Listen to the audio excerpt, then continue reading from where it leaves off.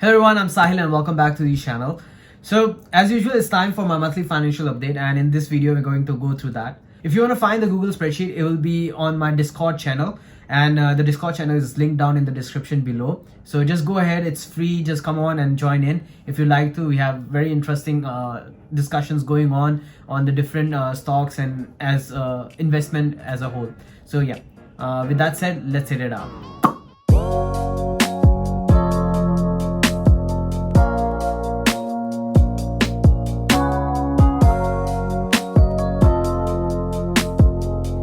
Right, so the first thing first, let's start with my buys and sells for the previous month, which is the month of July.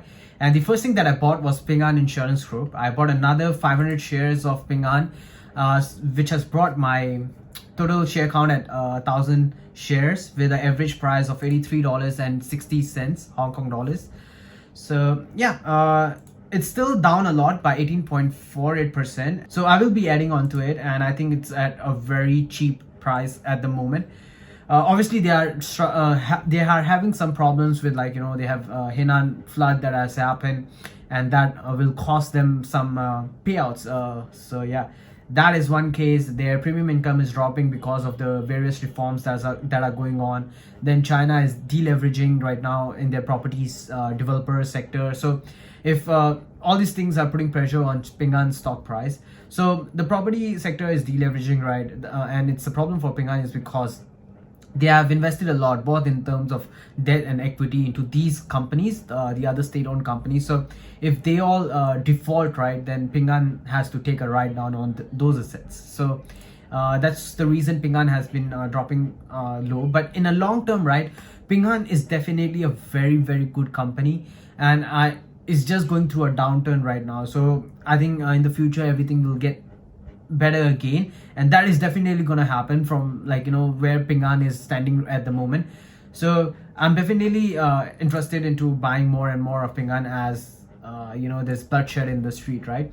The second stock that I bought was Baidu, and Baidu, I really bought a lot of that. I added 400 shares of Baidu in the past month, and towards the end of the month, since, like, all the tech stocks were down. So in total my position right now is at 600 shares, and that is at an average price of 174 Hong Kong dollars.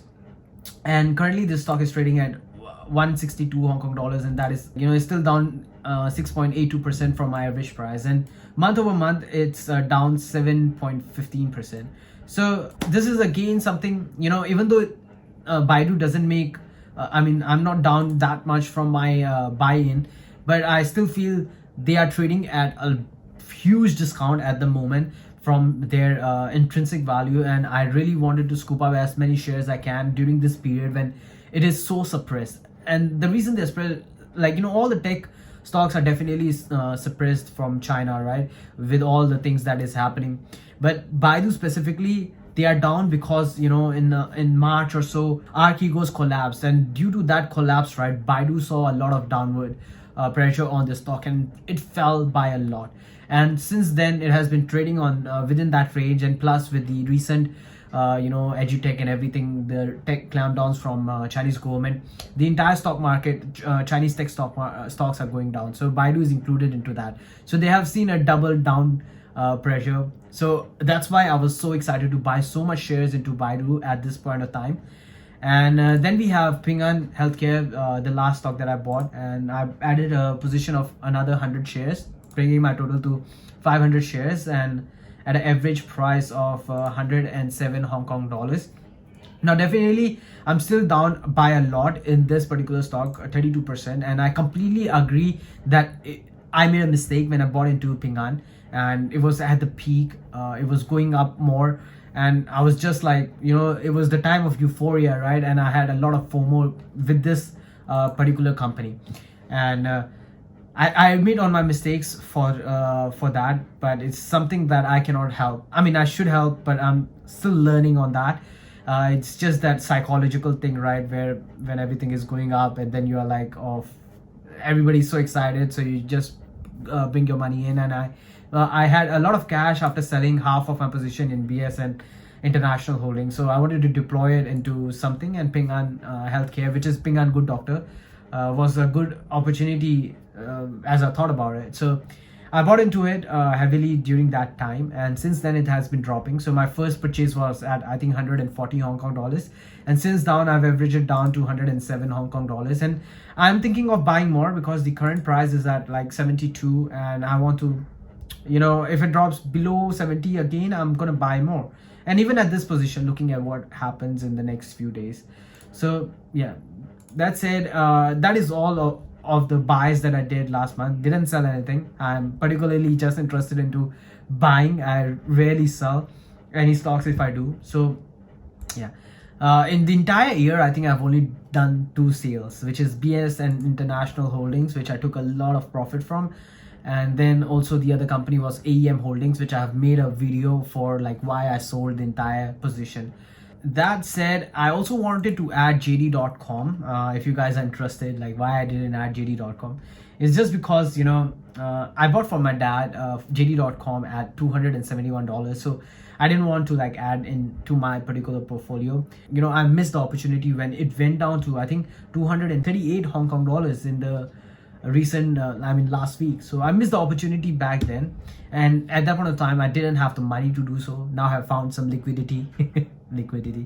So yeah, I have the cash to buy right now, but I'm still waiting because my last buy for my father was at 271. So I'm gonna wait until it drops below that point before I purchase. If not, I'm gonna preserve some dry powder on the side, just in case Chinese government pulls off another stunt.